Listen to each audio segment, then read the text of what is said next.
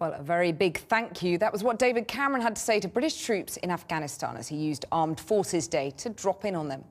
The UK officially pulls out of the country next year, but the prospect of a lasting peace remains elusive. Indeed, the Prime Minister agreed with a senior British commander's assessment today that the West missed an opportunity to talk to the Taliban more than a decade ago. Fatima Manji reports. It was a surprise visit, but perhaps not entirely unpredictable. They declared to celebrate the role of the armed forces. There is very little to celebrate in Afghanistan, however.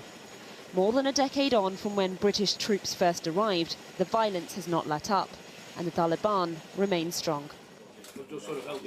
But as he met and dined with soldiers in Helmand province, the Prime Minister maintained they would be coming home by 2014, and that the peace process must be Afghan-led. That process, however, depends on talks with the Taliban, and that's already faced a few teething problems. Last week, the Afghan government was furious as the Taliban launched its own embassy, flag and all, in Doha. And today, a top British commander in Afghanistan said talks should have begun a decade ago. Lieutenant General Nick Carter told the Guardian newspaper, "Back in 2002, the Taliban were on the run. I think at that stage, if we had been very prescient, we might have spotted a final political solution, getting all Afghans to sit at the table and talk about their future."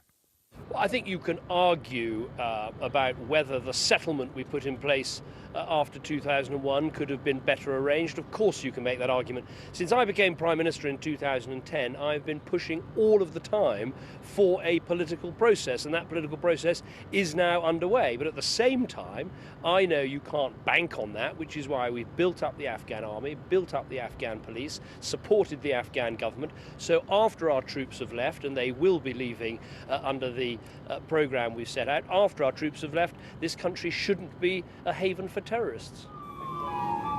The terror continues. Just days ago, there was an attack near the presidential palace in Kabul. But meeting David Cameron today, We've had them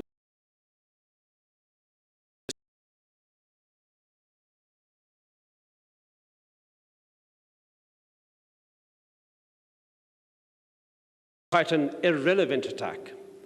We're more concerned when they attack the Afghan civilians. We're more concerned when they attack Afghan schools and children. David Cameron also got a chance to equipment, including surveillance, here and in neighbouring Pakistan, where he headed next.